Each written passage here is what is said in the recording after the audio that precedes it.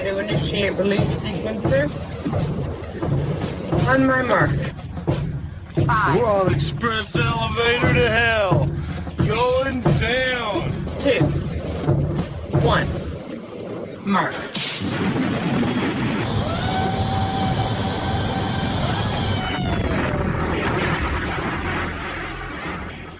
Hello everyone, my name is Mark, aka Derringer. Today is Sunday, October 20th, and you are listening to episode 231 of the Instant Action Podcast, your weekly source for Planetside news and information. As always, I'm brought to you by great listeners like you via the Support the Show tab on instantactionpodcast.com.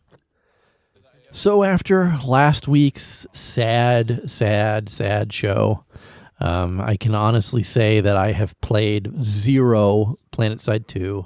I have played 0 Planetside Arena. I just really can't bring myself to launch the game and play it. Still a little upset at the decision made by Daybreak Games, and a little upset at the direction they're going and stuff like that. But being the consummate professional that I am, there is plenty of Planetside news for me to talk about.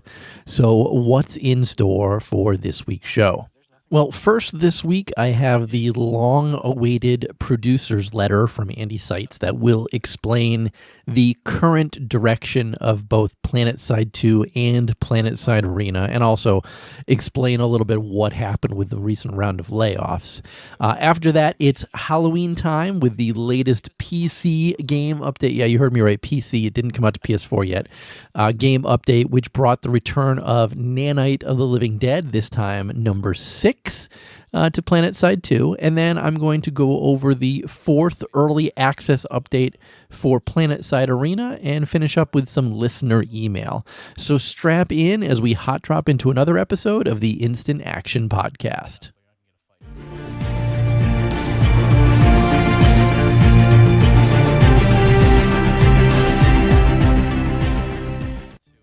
So like I said, first this week is the producer's letter from Andy Seitz on the Planetside franchise. And I think it's kind of important to read most of this verbatim. Hopefully it's not too long for everybody to listen to. But he writes, "Hello everyone, since we launched Planetside Arena into early access a month ago, I feel it's important now more than ever to provide some insight into our development plans for both Planetside 2 and Planetside Arena, as well as give some perspective on what lies ahead for the franchise. Regarding Planetside 2 and its legacy, first and foremost, it's not lost on us that Planetside 2 is what made all of this possible, period. Now that we've transitioned Planetside Arena into early access for community feedback and iteration, we're providing Planetside 2 with some key reinforcements in the form of several additional programmers, designers, and artists. Many of the devs joining the team are familiar faces that have worked on PS2 over the years. But regardless of the time spent on the project, the common theme we all share is our passion for Planetside overall, past, present, and future. Regarding Planetside Arena and early access goals, I want to thank everyone who has not only taken the time to play PSA, but also provided a lot of solid feedback and suggestions to help further improve the game. After months of internal playtesting, it's been a lot of fun to finally experience it with the community, even if it means that we occasionally get wrecked by many of you," and he crossed out occasionally and wrote typically. We're pushing forward with the intention to treat early access as it should be, a limited phase where we gather feedback and suggestions to help refine the foundational game systems, features, content, and overall stability as quickly as possible. Our goal is to finish implementing the features and content for what we believe are critical. Then GTFO, get the fuck out of early access as quickly as possible and start promoting the game. This might be contrary to other early access games right now, but we want to get back to the original intent of why early access started in the first place. And speaking of new features, we're actively working on a new non-BR mode that incorporates many of the gameplay elements that make Planetside such an amazing experience, but in the form of shorter session-based matches. It will include a new mode-specific map, capture points, ability to drop in, out throughout the match, a broader range of vehicle types, etc. Many of the mechanics developed for this mode will be used in future modes like Massive Clash, so our focus is function over form, allowing quick iteration with your help. The most valuable contribution I can ask for is your continued participation in early access.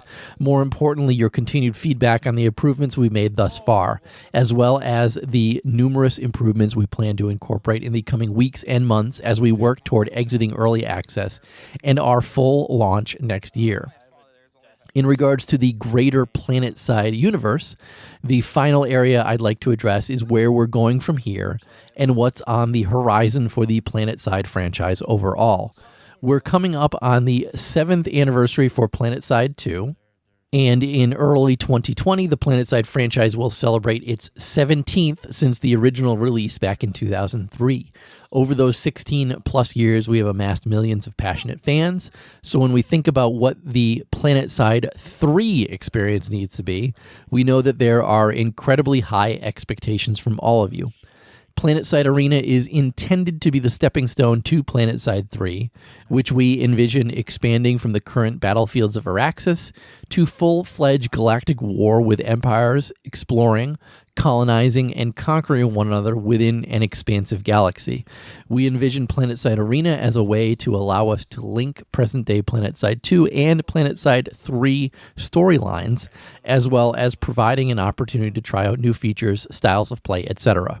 Why wouldn't we just do this in Planetside 2? Quite simply because PS2 offers a very unique experience that the current active community enjoys. Trying to incorporate different game systems or styles of play, or even trying out new modes would be disruptive, potentially catastrophically. We don't want to upset that balance, as it would be unfair to our current PS2 community. So as we take our next steps on this journey, I can tell you that the team and I are 100% committed for the long haul as we continue to expand Planetside 2, refine Planetside Arena, and prepare for the future of the overall Planetside franchise. On behalf of the entire Planetside team, thank you for your passion and dedication. We look forward to seeing all of you back out on the battlefield. And there you have it. The entire producer's letter from Andy Seitz, who is now listed as the executive producer of both Planetside 2 and Planetside Arena. Now, I feel like let's do a little deconstructing of some of this. So I guess the good news is that regarding Planetside 2 first, is that they're bringing some devs that were working on Planetside Arena back to Planetside 2. So it's not like it's just going to be Rel and Antoine working on Planetside 2. They're going to be bringing some other people over. Now, I have not seen a list. I implore Andy Seitz, if you're listening to this episode of the podcast, or anybody listening to this episode of the podcast, it would be great to get a full list of everyone who's working on Planetside 2 and everyone who's working on Planetside Arena. You guys are so important to the community and so in the community itself that not releasing that information to us, a little bit of a disservice to us. I would have expected to see some more information on who's working on what without us having to dig or beg for that information. So it'd actually be a nice thing if you guys were to do something like that. So I hope that you do. Not granted, but going back to the new devs coming on board or new old devs coming back on board, I'm still disappointed that the decision was to let go people who I really genuinely liked, like Drew and Nick, and also Paul, and also Garrett, which I heard was let go as well. I really liked the four of them, and I'm disappointed that they're not going to be working on Planetside 2 anymore. And granted, getting some newer faces or newer old faces back to Planetside 2 could potentially be good for the game. I'm still in a state of dissatisfaction at this point.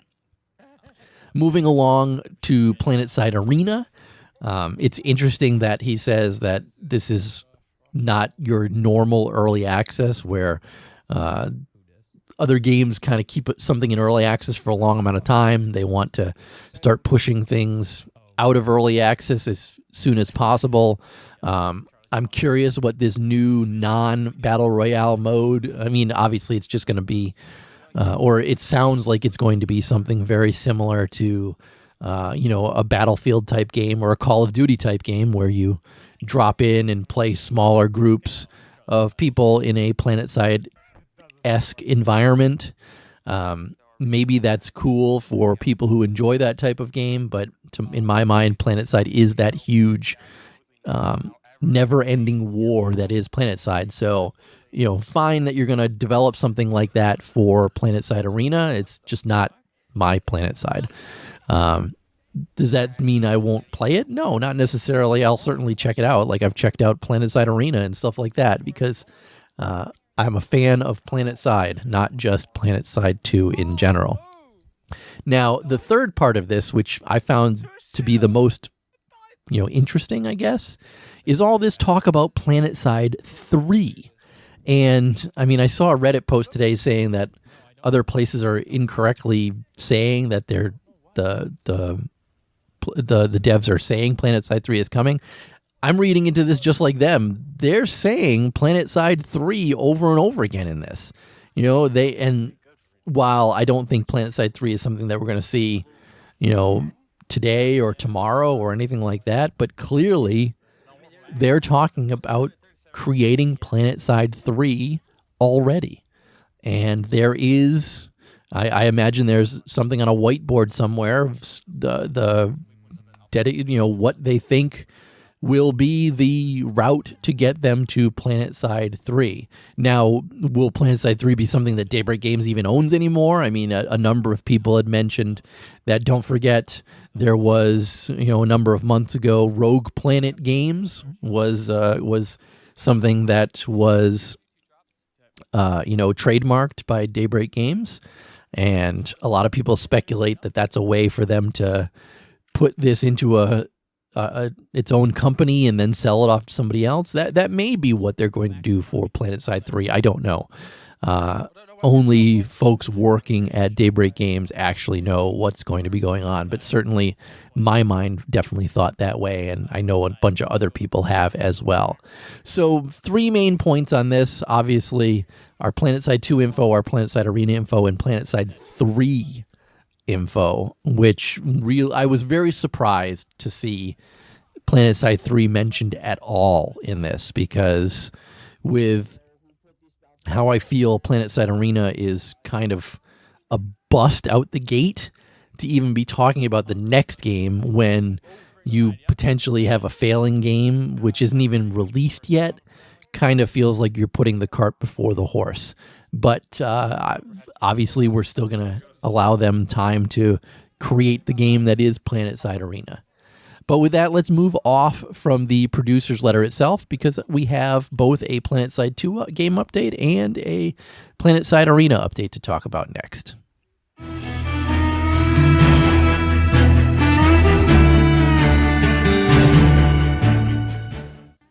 All right, let's talk Nanite of the Living Dead. Halloween is one of my favorite holidays, and I do really enjoy the fact that they call it Nanite of the Living Dead. I've always found that amusing, and I know the current dev team didn't necessarily come up with it, but I think it's hilarious and something I enjoy every year. And as we know, this is Nanite of the Living Dead version 6, and this game update came out on October 16th. This one's being called Revenge of the Unsown. I assume that has to do with pumpkin seeds, maybe? I don't know. But this year's Halloween event is running from October 16th through November 8th when we look at the calendar. 16th to the 8th is 3 weeks and 2 days. So certainly quite a bit of time for PC players to go ahead and get their Halloween directives completed. And again, you'll note I said PC there because it's not on PS4. I'm not sure why it's not on PS4, but hopefully it will be there sooner rather than later. There's also a new directive lineup with new rewards, a complete revision to pumpkin hunting, and new seasonal items as well. So let's start first by talking about what the actual directives themselves are this time around. So first off, you have the Demon Hunter, which is to hunt down and kill bountied players. The Toil and Trouble, which is earn resupply experience with a Halloween mask equipped. Also Necromancer, earn revive experience with a Halloween mask equipped. Witching Hour is gain shared experience while in a vehicle with another player. Hallow Hunter is killing targets with Halloween event weapons. And finally, the Pumpkin Slayer, which is to seek out and destroy the elusive Galacto Lantern within the game itself. Now, the other thing to talk about is what the actual rewards are for the events this year. If you finish the novice one, you're going to unlock 100 certs in the Ectoblaster. If I remember correctly, last year the Ectoblaster was a little deeper in. Second level, which is Adept, you're going to earn 100 ISO 4 and also a Halloween goodie bag, which is just a random seasonal item. Third level, the Expert level, you're going to unlock the Halloween 6 profile banner and also the slimed weapon camo, which is not a bad looking camo. And then finally the master one, you're going to unlock a new actual implant called Revenant, and upon being revived you become cloaked for the next 2 seconds. Firing your weapon will remove that effect, and you also get the Undertaker title. Certainly the Revenant implant itself is definitely a new one, and looking at the implant info for it, again, at level 1, you become cloaked for the next 2 seconds. Level 2, 2.25 seconds. 3, 2.5 seconds. Revenant 4, 3 seconds. And then Revenant 5, the last level, is you become cloaked for the next 3 seconds, and allies within 3 meters become cloaked as well. And again, firing your weapon will remove that effect. I will say that is definitely an interesting implant that I think a lot of people are going to be trying to get this time around. Moving on to the pumpkins themselves. The space pumpkins are going to appear on continents. Obviously, you're going to get experience for them, items, and in some cases, event directive progress. Again, that's if you do get the Galacto Lantern. Also, drop pods have been changed to land to the pumpkins again when you hot drop into the game. The big change, though, is the space pumpkin seeds. Previously, obviously, you would get seeds every time you popped a pumpkin. Those have been removed altogether from the game, and instead you now get rewards directly when you destroy them. So if you kill a pumpkin, you're going to get something. It's either going to be a Halloween-themed cosmetic, a bundle of cert points, and you'll never receive the same cosmetic more than once, it says. Also, new characters no longer have the Ichabod crown unlocked by default, and instead will find it the first time they kill a pumpkin. Obviously, if you've had the Ichabod crown from previous iterations, you'll still have it. In addition to the pumpkins, obviously, the depot is opened up with a lot of the old Halloween cosmetics. So the candy cannons there, the slasher melee weapons there, all the flaming skull helmets are back, the face masks, the face paints, and the tire trails are all out in the depot right now. And obviously you have until November 8th to purchase those if you want them. Moving on from the Halloween thing, because that's not the only thing that dropped in this update. We also received the new assault rifles, the faction-specific assault rifles. They're all in the depot right now, and they have fully loaded bundles as well. So the first one is the VEA-1 Lacerda. This is for the Vanu Sovereignty.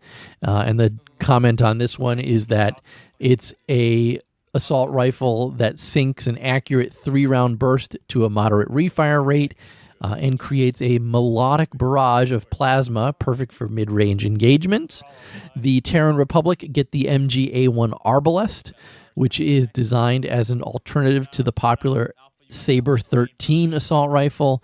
The Arbalest fires concentrated 6-round bursts with low recoil and high takedown potential at mid-range. And finally, the new conglomerate get the MGR-A1 Vanquisher. It has excellent stopping power over distance, that is delivered through a low recoil 3-round burst. Obviously, I have not had a chance to play with these yet.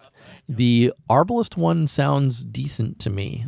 Maybe 6 rounds is too much, but I definitely need to get in game and try all these out. Moving on, there were a number of UI changes and fixes, things like the character select screen no longer showing squished character models, voice volume settings, voice sliders, things like that. Nothing huge, nothing game breaking, just quality of life improvements. They did also make some changes though to bounties. So first they fixed an issue where your true kill streak wasn't taken into account, which was causing bounties to basically trigger randomly. And they did also fix it so that redeploys and deaths will end a kill streak, that those wasn't happening before. They did reduce the kill streak requirement, though, down to 7 kills, and they did increase the bounty duration to 5 lives rather than 3 lives. So that means that people are going to be getting bounties faster, again, with only needing 7 kills and needing 5 deaths instead of 3. It means that the bounty duration is going to last a lot longer, and clearly that's just a way to help people finish off those Halloween directives a little bit faster and easier. Moving on to infantry changes. There were some changes made first off to frag grenades, in that the VS, NC, and TR all now have unique explosions. Also, the Vanu frag grenade was renamed to Plasma Grenade, and its minimum blast damage was increased from 10 to 50. It does state that the dev note on this is that the damage changes increase the consistency of the explosive a bit more, and the new explosion visuals are intended to add a bit more faction identity to each grenade. Now note that minimum blast damage from 10 to 50 is for all grenades, not just the VS grenade. The VS just had its grenade renamed. Moving on to sticky grenades, which got a change as well. They also have unique explosion effects. Their minimum blast damage was increased from 10 to 50, but their outer blast area was reduced to 5 meters from 6.5 meters. And the dev note on this is that we all know that sticky grenades do 800 damage to stuck targets, in addition to the normal 1,275 blast damage. And what they wanted to do was create more of a trade-off with the standard frag, and they reduced the outer explosion area, which will now require players to be a bit more accurate with their sticky grenades. Next, the Thumper got its reload time reduced to 3.5 seconds, its baseline refire rate reduced to 600 milliseconds, and now incendiary ammo now ticks for 25 damage every half second instead of 50 every second. And any stacking issues with the incendiary rounds should now be resolved. So what they've done on this is pulled back some of the downsides to make it more worthy of use in more situations. Next, the Canis got some hip fire maximum cone of fire reductions, some aim down sight maximum cone of fire reductions, and they changed the model visuals of the emission condenser attachment. So the dev note on this is that holding down the trigger will cap out the cone of fire bloom at around halfway through the magazine when used with an advanced laser sight, and earlier without, leaning a bit harder into the weapon's spin-up characteristics. Next, the NS61 Emissary, which I hear is kind of broken on live. They increased the headshot damage multiplier, so now it's 2 times. And the note on this was to give it a small increase in damage for skillful shots, to make it a little more desirable among alternatives. Moving on to vehicles, they've done a wide sweep on reload speed certifications, and they're converting them to percentage-based buffs. And they have a whole bunch of weapons that will be capped at 10% reload speed at max ranks, which for some weapons they do say is a power reduction. So the ones that are fixed right now with that 10% reload speed are the Bulldog, the Dalton, the Zephyr, the Duster, the Shredder, the VLG, the MBT Lightning, Sunder, and Ant. and also the light anti-vehicle resist type. I'm sorry, where am I even going with this? It ended at the VLG, and I jumped to the next section. Sorry about that. So again, let me just recap those weapons. The 10% reload speed at max is the Bulldog, the Dalton, the Zephyr, the Duster, the Shredder, and the VLG. Moving on to the main battle tanks, Lightning, Sunderers, and Ants. They all got a change to their light anti-vehicle resist type. It was changed to -20. And what this does is it shifts up all the light anti-armor based weaponry power level against heavily armored vehicles a bit, which currently tend to be some of the less popular weapons in the game. It also gives harassers more of an edge against the main battle tank Lightning, the Sunderer, and the Ant. Next, the Empire-specific fighters. It had its armor-piercing chain gun resistance reduced to 50, and its air-to-ground warhead resistance increased to -100 from -125, because they felt with the introduction of the Worm and the air-to-air missile setups, ESFs now have more powerful counters to solo liberators, and have re-enabled one-shot kills with the Dalton against non-composite ESFs, which made the vehicle slightly more vulnerable to Gatling gun-style weaponry. The increased air-to-ground warhead resistance gives ESFs... It doesn't give the impact most air-to-ground warhead weapons in a meaningful way, but sets the Dalton up for the changes that I'm going to talk about in a second, because the Liberator also had some changes. Its air-to-ground resistance was reduced to 0, and its 20% bottom armor was removed because with the Liberator's integrated afterburner, the added bottom armor, and now free fire suppression, players felt, and also the devs felt, the Liberator was a little too tanky. So for the time being, they've reverted that bottom armor change, and they can consider bringing it back as a defensive slot if the demand is high enough. Also, the air-to-ground resistance reduction should help the other changes that have been made to it. So the big one is that Dalton change. So its direct damage was increased to 1500. Its reload speed was also increased, though, to 3.25 seconds. And they changed the first-person trail particle effects to better represent projectile distance from the player. Finally, they changed the explosion particle effect to better reflect the blast radius of the weapon itself. And this is a clear walkback by the developers. They have not wanted to give one-hit Daltons back into the game, but they are now back. And this is all based on extensive community feedback. So these are significant changes. In 1v1 Liberator v Liberator confrontation, shots to kill will be brought from a 5-6 shot burning kill to a 3-4 burning kill from all angles. And once again, non-composite armor ESFs will once again be one-shotted when struck. To compensate for that, they've lengthened the reload time and increased the damage to emphasize its power and reward skillful aim over spam itself. So again, this is a huge walkback, probably the biggest walkback the community has seen in a long time. So hopefully a lot of the people that quit Planetside 2 because of these changes will think about coming back to the game. Now, the Dual 75 Duster, the belly gun, also had some changes. Its direct damage resistance type from light armor to air-to-ground warhead was changed. It had a direct damage from 175 to 225. It's been increased. They changed the first and third person particle effects so they're more visible, and they changed the arc to be more influenced by true gravity direction.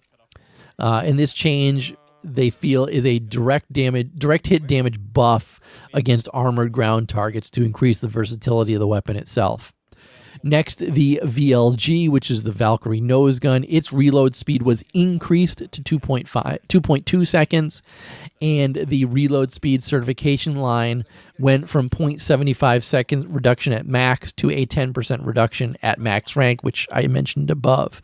So they felt that the reload speed certification was overlooked when this was buffed a while back, so they're bringing it back in line with other weapons. I do know that a lot of people complain that the VLG reload speed was certainly a little overpowered in the game itself.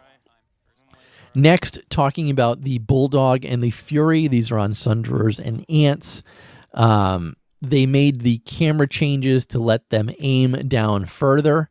They also made some other weapon or platform specific changes. So starting with the Galaxy's Bulldog, they've increased its direct damage to 400. They've increased its blast max damage to 500, but reduced the magazines down to 4. For the Harasser, they've also increased its direct damage to 400 and reduced its magazine to 5. For the Ant, they've increased its direct damage to 400 and reduced its magazine to 5. And finally, on the Sunder, they've also increased its direct damage to 400 and reduced the magazine size down to 4. And the dev note on this one is that these changes are meant to provide some more stopping power on direct hits, especially more against lightly armored vehicles. And they've obviously decreased the magazine sizes to counterbalance the overall damage output.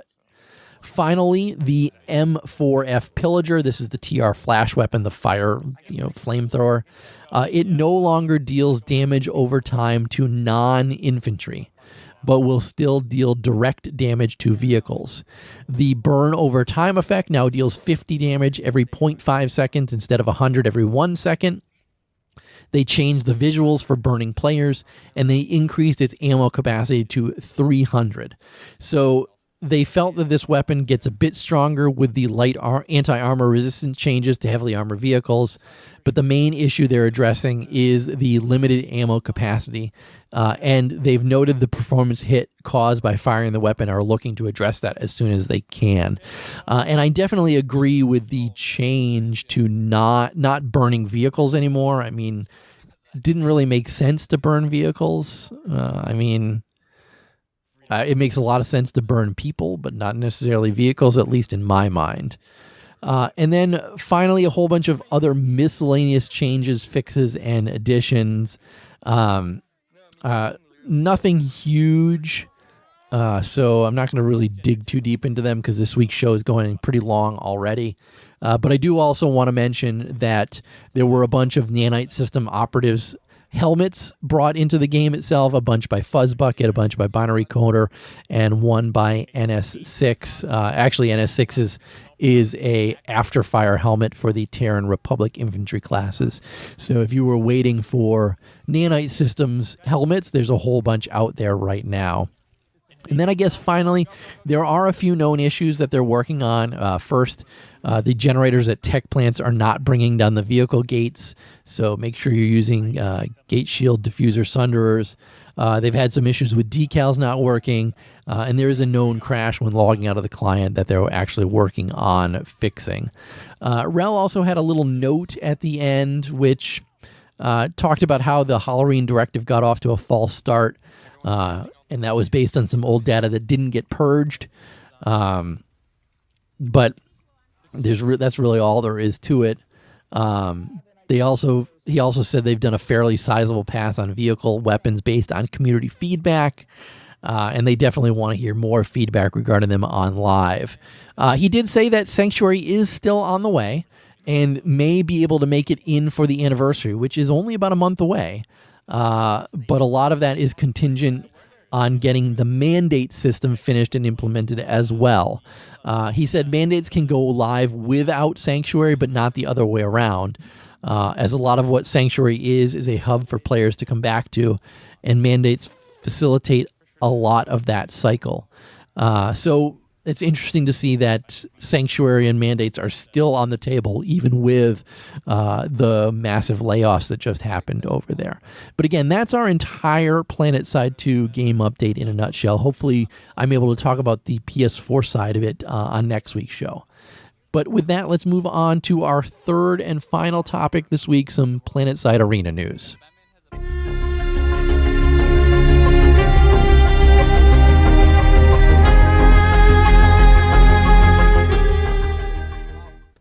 So that Planetside Arena news is the October 17th early access update number 4.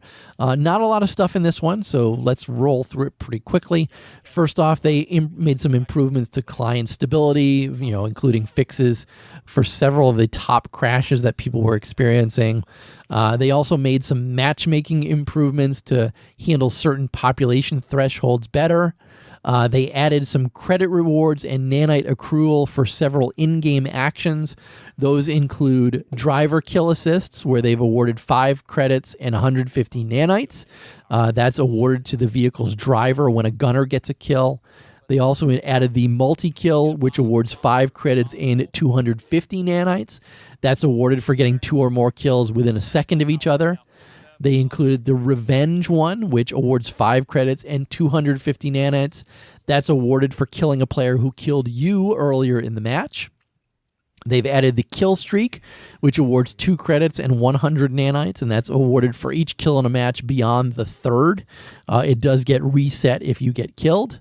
The Kill Streak Breaker is 5 credits and 250 nanites, and that's awarded to a player who defeats a player on an active kill streak. Finally, they optimized the blue smoke trail effect played on squad drop pods for improved performance, and players are now notified in-game if squad leader has been passed on to them. There were also a couple bug fixes in this one. They performed a mix pass for vehicle audio. Red dots should now appear for all weapons properly. Red dots are no longer missing from the NS11A or the Eidolon when you're spectating somebody. The vehicle controls tutorial notification now plays as expected when summoning a flash. They clarified some text on Harasso tutorial notification. The anti-gravity lift visual effect should now always play when used.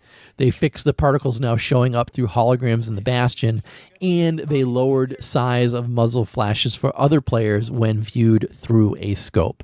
Like I said, not a lot in this update. Really, the big stuff is the credite and nanite accruals. I think that's something big that was missing, and I'm glad that they've added that to the game. So that's it. That's it for Planetside Arena. Get in and play it. Obviously, they need people to be playing it more and more and more to get more feedback based on that producer's letter earlier. But with that, let's wrap up this week's show and move on to housekeeping. Housekeeping. Housekeeping. Come back later, please. Housekeeping. Not now. Housekeeping. Go away. I coming anyway? Now, like I said, I did get an email this week. There were also a whole bunch of comments on the Instant Action Podcast website. I love it when you guys put comments there, and I try to respond to all of them that require a response. So please keep posting your comments there. In fact, Carrie, your comment led me to talk about Rogue One gaming and stuff like that. So keep stuff like that going there. But like I said, I did get an email, and that was from Matt9 this week, and he wrote, "It was sad to hear the news out of DBG and the Planetside 2 team last week.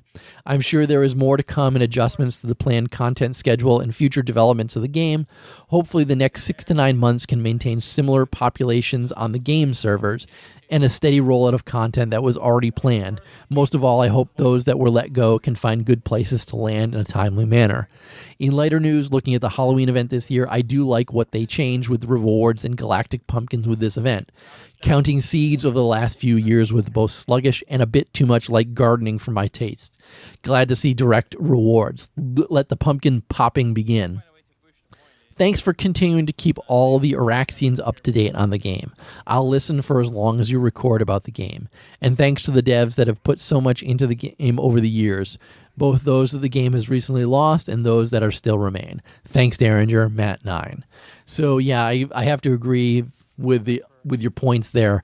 It definitely was sad. The good news is, as I've just talked about in this show, it sounds like a lot of that scheduled stuff that they were working on before being let go is rolling out. Obviously, Nana Living Dead 6 is out, and Rel is still talking about mandates and Sanctuary as stuff to come down, come in the future. Even though, like I said, I haven't played, I am excited for the pumpkin popping to begin, and like I said, I'm going to play it by ear at this point and keep podcasting about this game until it's no longer time to do so. Thanks for your email, Matt9. All right, that's going to be it for this week's show. As always, how can you get in touch with me or the show itself? Your first stop should be to visit my website, which is www.instantactionpodcast.com. You can email me at instantactionshow@gmail.com. You can call me and leave me a voicemail at 347-4VM-4PS2 or 347-486-4772. And finally, follow my show on Twitter at InstActPodcast. That's where you get all the current news. But in closing, if you've enjoyed the show, please leave me a review on your podcast listening avenue of choice, whether it's iTunes, Stitcher, Google Play, or anywhere else. Also, feel free to tell your friends and outfit mates about the show. But finally, thanks for listening and keep spamming that join combat, formerly known as Instant Action button. Derringer out.